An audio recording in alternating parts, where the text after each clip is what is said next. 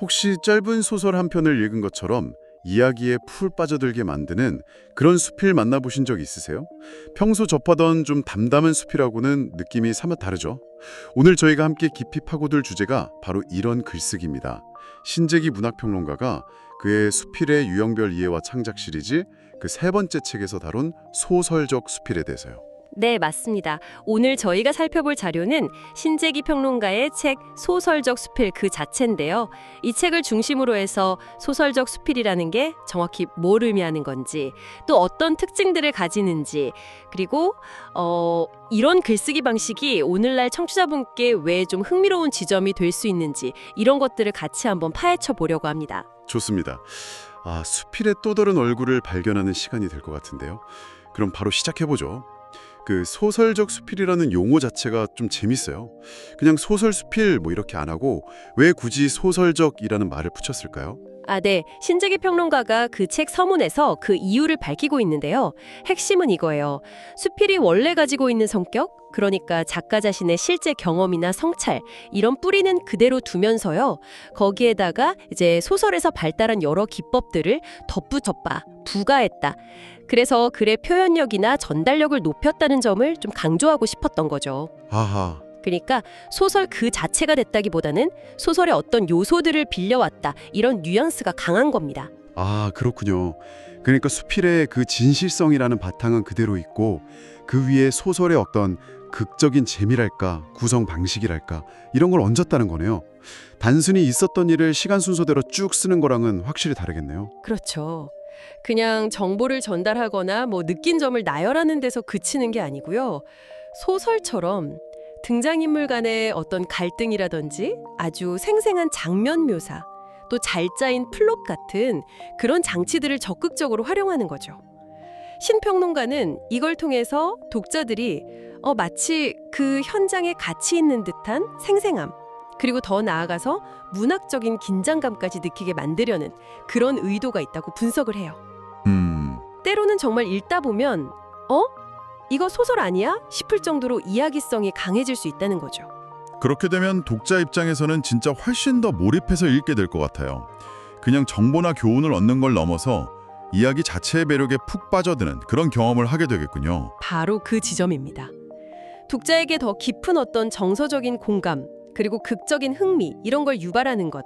그게 이제 소설적 수필이 추구하는 중요한 목표 중 하나라고 할 수 있어요. 경험의 사실을 넘어서 그 안에 담긴 진실의 어떤 감정적인 무게랄까요? 그런 걸 전달하는 데 아주 효과적인 방식이 될 수 있는 거죠. 그렇다면 구체적으로 소설에서 어떤 요소들을 가져와서 활용하는 걸까요? 소설 기법이라고 하면 워낙 많을 텐데요. 네, 신재기 평론가가 책에서 몇 가지 핵심적인 요소들을 딱 짚어줍니다. 역시 가장 중요한 건 서사, 즉 이야기 구조겠죠.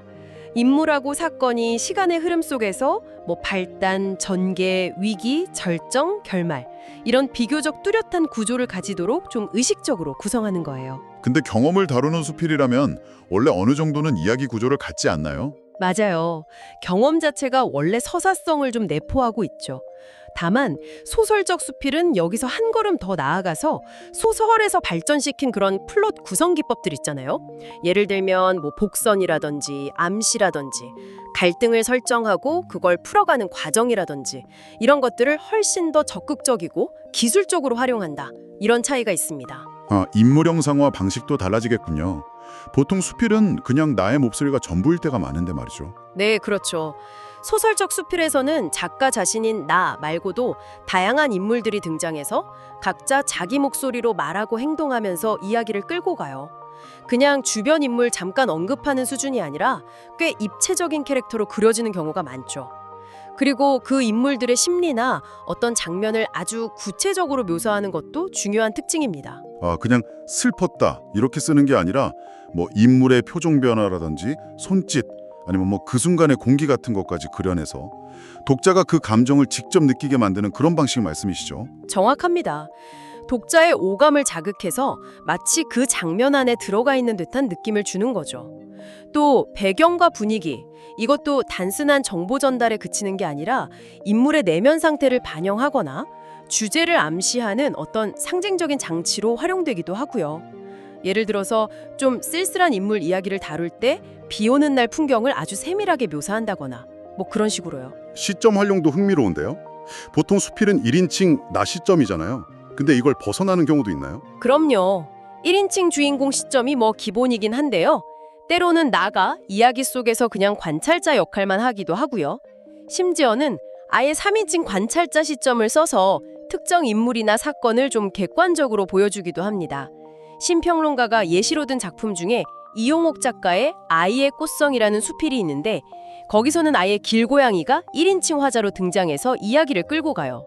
와, 길고양이가 회자라니요. 정말 파격적인데요. 이런 다양한 소설적 장치들이 결국 글을 더 재미있게 만들 뿐만 아니라 작가가 말하고 싶은 바를 더 효과적으로 전달하는 그런 도구가 되는 거군요. 네, 핵심은 바로 거기에 있습니다. 이런 기법들이 단순한 꾸밈이나 기교가 아니라는 거죠. 수필이 다루는 경험과 성찰의 깊이를 더하고 주제를 더 선명하게 부각시키고 궁극적으로는 독자의 마음에 더 깊은 울림을 주는 역할을 한다는 겁니다. 그리고 청취자분께서도 만약 글을 쓰신다면 단순히 사실을 나열하는 것만으로는 전달하기 어려운 어떤 미묘한 감정이나 복잡한 상황 같은 거 있잖아요. 그런 걸 그려내고 싶을 때 이런 소설적 기법들을 한번 활용해 볼 수 있겠다. 이런 가능성을 열어주는 대목이죠. 자, 그럼 신재기 평론가가 책에서 직접 분석한 작품들을 통해서 이 소설적 수필이 실제로는 어떤 모습으로 나타나는지 좀 더 구체적으로 살펴보는 게 좋겠습니다. 어떤 사례들이 있을까요? 네, 몇 가지 좀 인상적인 예를 통해서 소설적 기법이 어떻게 쓰이는지 한번 보죠. 먼저 박형계 작가의 민들레 피는 골목이라는 작품이 있는데요. 이건 갈등 구조하고 공간의 상징성을 잘 보여주는 예예요. 조용했던 골목에 이제 고물상이 하나 들어서면서 주민들하고 갈등이 생기거든요. 근데 이 갈등이 동네 청소 할머니의 중재로 점차 해소되는 과정을 그리고 있죠. 그 과정 자체가 딱 하나의 완결된 이야기 구조를 이루는군요. 그렇습니다. 시작은 평화로웠는데 갈등이 생기고 고물상 등장, 결국 해결, 화해되는 그런 흐름이 뚜렷하죠. 특히 여기서 골목이라는 공간 자체가 갈등의 무대이면서 동시에 변화의 상징으로 기능하고요. 또 그 척박한 환경에서 피어난 민들레가 고물상 주인처럼 좀 소외된 이들의 강인함을 은유하는 방식, 이런 게 소설적 장치를 아주 효과적으로 활용한 예라고 할 수 있습니다. 신미 묘사가 돋보이는 작품도 있을까요? 백위선 작가의 퇴짜라는 작품이 좋은 예인데요. 이웃한테 중매 제안을 받은 화자가 느끼는 어떤 고독감, 기대감, 망설임, 체념, 이런 아주 복잡하고 미묘한 내면 심리를 깊이 있는 독백하고 또 절제된 대화, 이런 걸 통해서 굉장히 섬세하게 그려내요. 그냥 외로웠다 이렇게 한마디로 말하는 대신에 그 감정의 결을 독자가 차근차근 따라갈 수 있도록 만드는 거죠. 그런 내면 묘사를 뒷받침하려면 배경 설정 같은 것도 상당히 중요하겠네요. 아주 중요하죠. 이 작품에서는 비 오는 날 허름한 시장 골목에 있는 국밥집, 이런 배경이 등장하는데요. 이 축축하고 좀 쓸쓸한 분위기가 인물의 처지나 정서를 그대로 대변해주면서 작품 전체의 톤을 딱 형성하는 데 결정적인 역할을 합니다. 배경이 그냥 장소가 아니라 뭐랄까 인물의 내면 풍경처럼 기능하는 거죠. 아까 3인칭 시점 활용 얘기도 나왔었는데 그런 예시도 좀 있나요? 김범송 작가의 김여사의 부자놀이가 대표적입니다. 평범한 노년 여성인 김 여사가 친구 덕분에 호캉스를 경험하게 되면서 느끼는 어떤 허영심과 현실사의 괴리감 있잖아요. 이걸 3인칭 관찰자 시점으로 아주 유머러스하게 포착해요.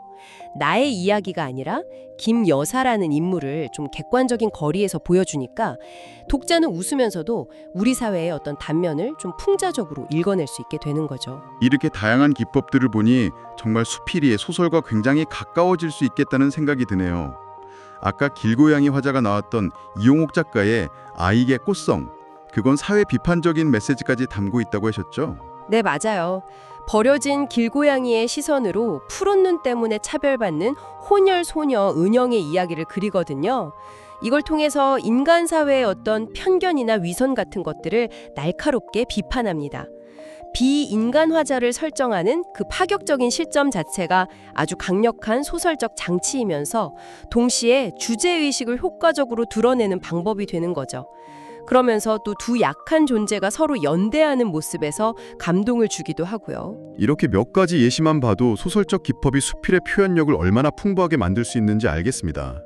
그런데 이렇게 소설하고 비슷해지면 청취자분들 중에는 이게 정말 수필이 맞나? 뭐 이런 의문이 드실 수도 있을 것 같아요. 네, 충분히 그럴 수 있습니다. 신재기 평론가 본인도 소설적 수필은 그 경계가 모호할 만큼 소설에 근접할 수 있다고 인정을 해요.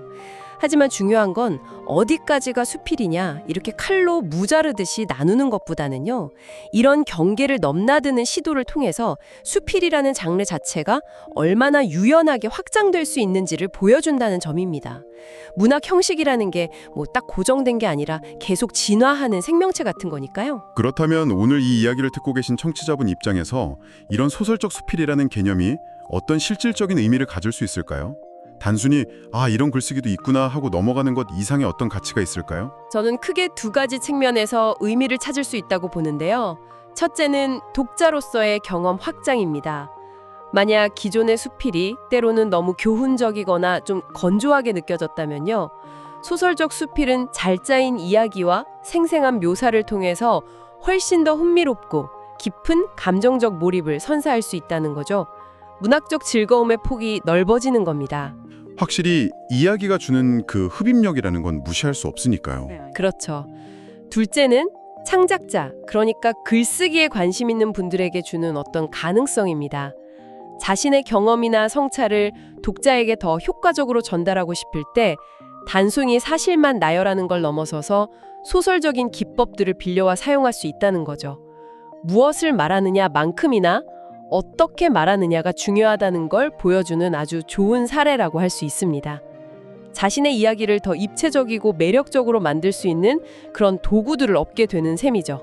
자신의 경험이라는 진실을 전달하기 위해서 오히려 소설적인 구성이 더 효과적일 수 있다는 그 아이디어가 참 흥미롭네요. 네, 때로는 직접적으로 설명하는 것보다 잘 만들어진 이야기 하나 혹은 어떤 상징적인 장면 하나가 그 경험의 핵심, 그러니까 정서적 진실에 더 가깝게 다가가게 만들 수 있거든요. 신재기 평론가는 바로 이런 수필 쓰기의 가능성을 탐색하고 그 지평을 넓히고자 이 책을 쓴 것이라고 볼 수 있습니다. 오늘 저희는 신재기 평론가의 책 소설적 수필을 통해 수필이 소설의 이야기 구조, 인물 묘사, 시점 활용 같은 다양한 기법들을 적극적으로 받아들여서 더욱 풍성하고 깊이 있는 문학적 경험을 만들어낼 수 있다는 것을 확인했습니다. 네, 핵심은 수필이 단순히 개인적인 기록이나 감상을 표출하는 데 머무르지 않는다는 거죠. 소설처럼 강력한 서사의 힘을 통해서 인간 경험의 복잡한 진실과 감정을 탐구하는 아주 매력적인 장르가 될 수 있다는 점입니다. 신재기 평론가의 이 책은 이런 수필의 잠재력을 다시 발견하게 해주고 또 직접 글을 쓰는 분들에게는 새로운 창작의 길을 모색하는 데 아주 훌륭한 안내자가 될 수 있을 겁니다.